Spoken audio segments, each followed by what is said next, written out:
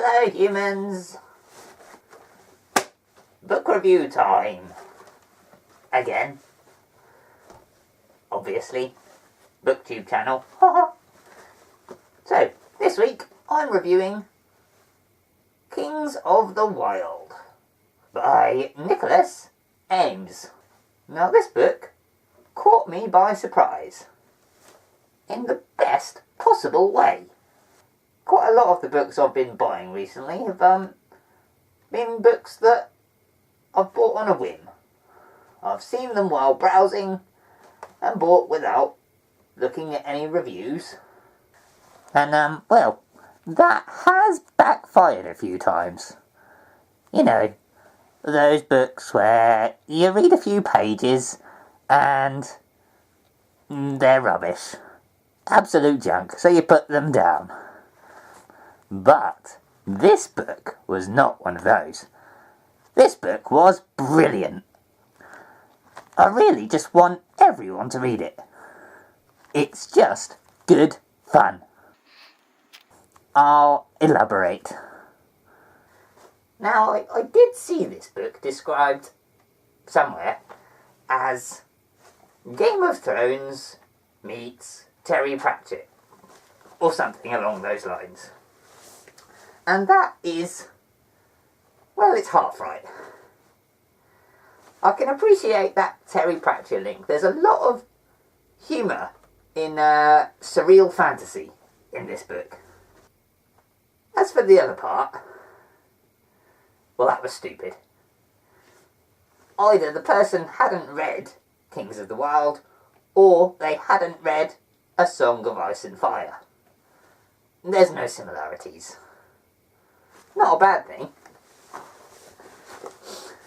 What this book is more like, if you read it, is more like Dras the Legend from David Gemmell meets Terry Pratchett and Discworld or something.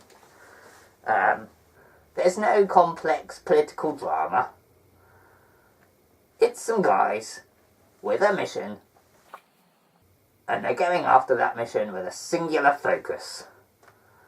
And there happen to be every sort of fey, creature and monster in their way.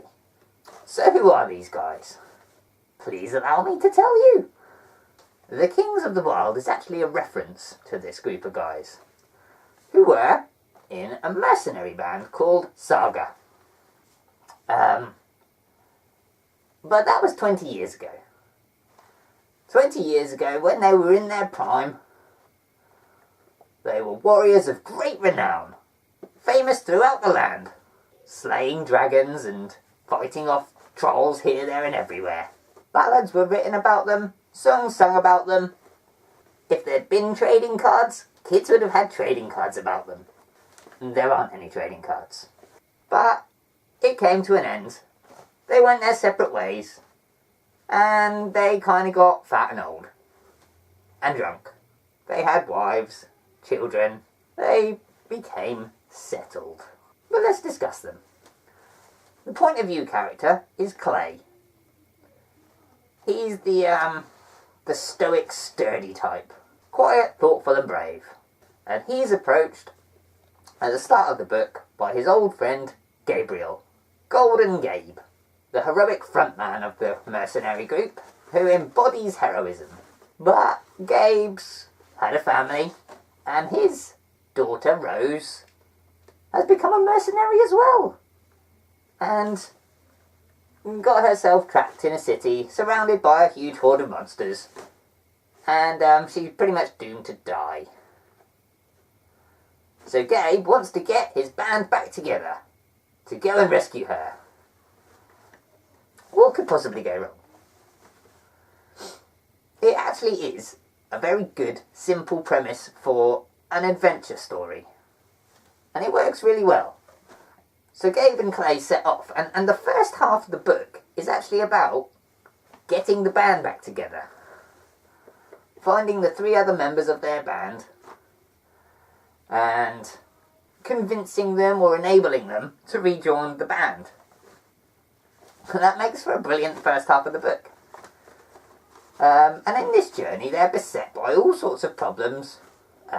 Old enemies trying to kill them, getting robbed by new friends, and then they accept robbery as a risk of the road, and have some jokes with their, what's the word for robbers?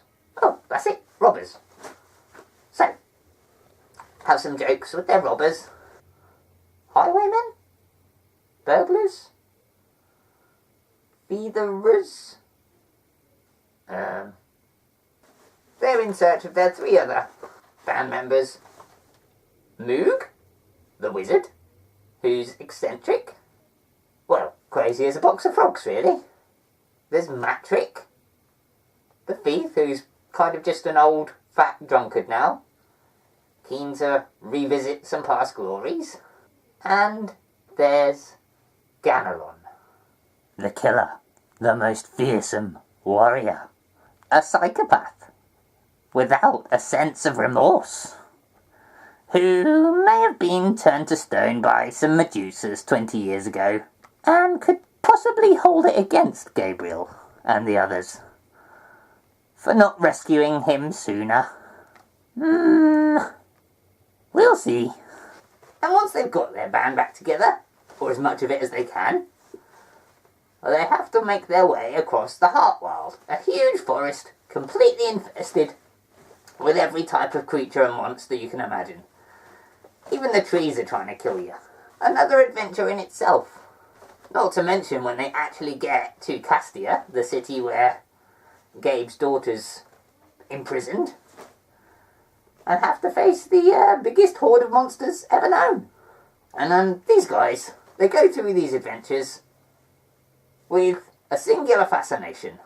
They have one task and they will not be swayed.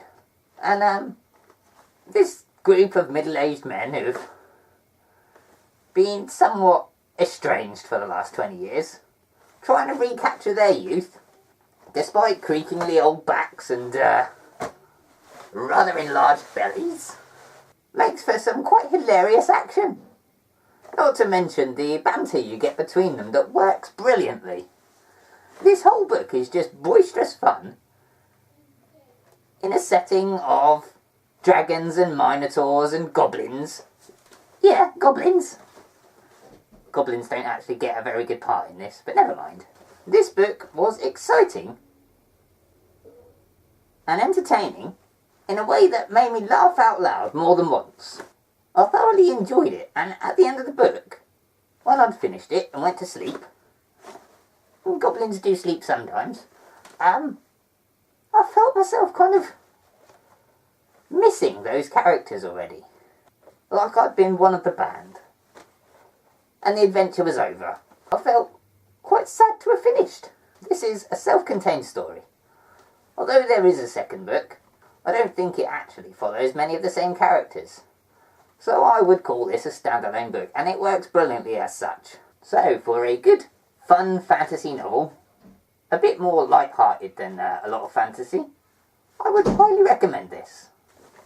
Bye!